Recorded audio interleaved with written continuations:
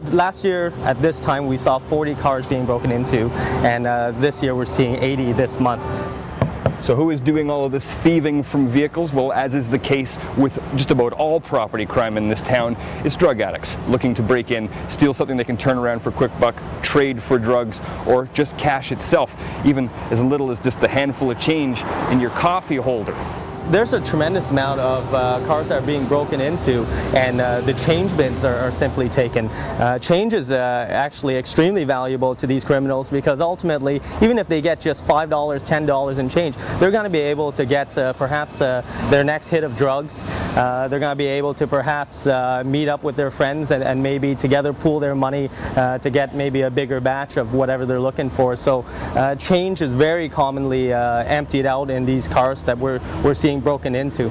So this is actually the way that Ottawa does most of his policing, at least when it comes to this particular program, going around and checking cars on police bicycle. And while I'm here, I'll just park that. And I think a good place to start to see what kind of valuables are available right here in my car. So we'll just unlock it here, see what there is in plain sight in my car. You look down here on the floor and there's a Bluetooth that somebody could steal.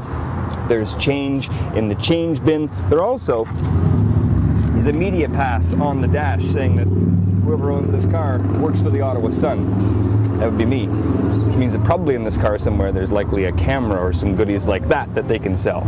Luckily for me, I keep that stuff hidden in the trunk, because Ottawa says the best thing you can do if you can't take the stuff with you is at least hide it out of sight.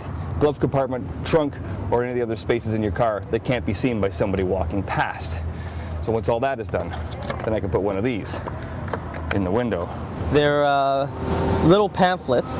We have two versions of them.